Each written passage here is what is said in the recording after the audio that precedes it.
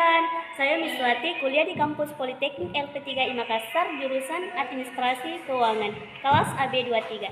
Di sini saya akan menjelaskan materi tentang rekonsiliasi bank. Mari kita simak videonya.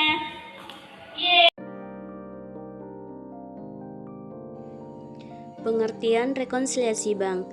Rekonsiliasi bank adalah salah satu alat untuk menentukan hal-hal yang nampak dalam laporan bank dengan saldo yang nampak dalam catatan pemegang giro, perusahaan atau rekening koran yang dikirim bank, atau saldo menurut buku kas perusahaan. Tujuan rekonsiliasi bank. Tujuan dari rekonsiliasi bank adalah untuk mengecek ketelitian pencatatan yang terdapat dalam rekening kas dan pencatatan bank, serta mengetahui penerimaan atau pengeluaran yang sudah terjadi di bank tetapi belum dicatat oleh perusahaan. Fungsi rekonsiliasi bank terdiri 4 bagian. Yang pertama, membantu perusahaan mendeteksi penipuan dan manipulasi. Yang kedua, mengawasi pencatatan kas. Yang ketiga, menghindari kekeliruan pencatatan kas.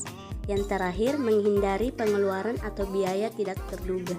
Tahap-tahap menyusun rekonsiliasi bank. Yang pertama, catatan saldo giro menurut perusahaan dan laporan bank. Yang kedua, tambahan setoran dalam perjalanan saldo bank.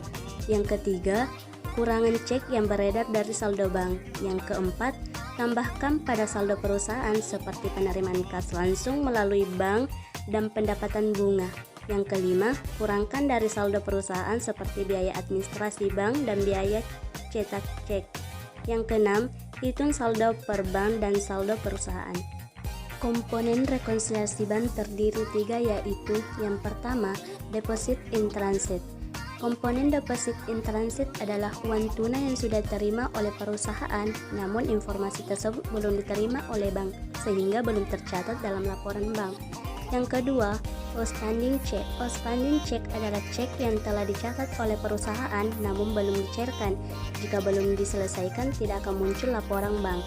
Yang ketiga, non-sufficient forward. Non-sufficient forward check atau cek kosong adalah cek tidak diterima oleh bank karena dana belum dalam rekening perusahaan tidak mencukupi. Prosedur melakukan rekonsiliasi bank. Yang pertama, melakukan perbandingan antara saldo kas perusahaan dan rekening bank. Yang kedua, catat transaksi yang dilakukan oleh bank. Yang ketiga, lakukan penelusuran terhadap transaksi yang masih diproses. Yang keempat, buat lembar kerja rekonsiliasi dan hitung selisihnya. Kelima, penelusuran dan pengecekan. Contoh kasus, PT Selalu Sejahtera menyimpan dana di Bank Sukses. Pada Februari 2021, PT Selalu Sejahtera menerima rekening koran dari Bank Sukses.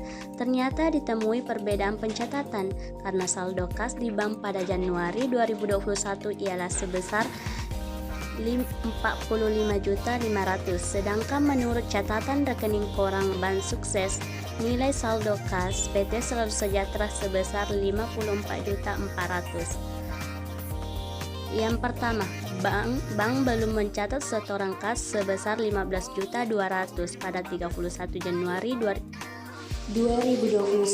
Kedua, adanya pembayaran tagihan dari PT Buku Tamu sebesar 9.600.000.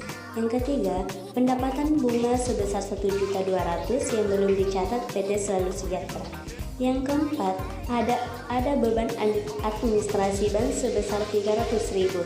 Yang kelima, cek kosong sebesar 4 juta. Yang keenam, PT Selalu Sejahtera yang menerima cek senilai 13.600.000. Yang ketujuh, penerimaan cek senilai 2.500.000.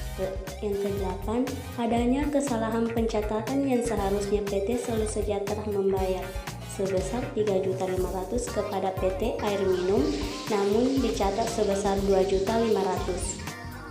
Saldo laporan bank sebesar Rp54.400.000 dan saldo laporan pada perusahaan sebesar Rp45.500.000. Setoran kas pada perusahaan dicatat oleh bank namun belum dicatat oleh perusahaan sebesar Rp15.200.000. Cek yang belum diketahui perusahaan dicatat oleh bank sebesar Rp13.600.000. Penagihan piutang dicatat pada perusahaan sebesar Rp19.600.000. Kesalahan pencatatan dicatat oleh perusahaan sebesar Rp1.200.000. Bunga bank yang dicatat oleh perusahaan sebesar 5 juta.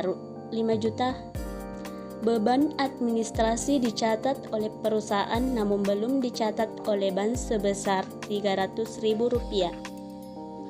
Cek kosong dicatat oleh perusahaan namun belum dicatat oleh bank sebesar 4 juta. Kesalahan pencatatan dicatat oleh perusahaan namun belum dicatat oleh bank sebesar 1 juta. Saldo kas akhir keduanya sebesar Rp56.000. Sekian penjelasan dari saya, kurang dan lebihnya mohon dimaafkan. Wassalamualaikum warahmatullahi wabarakatuh. Terima kasih.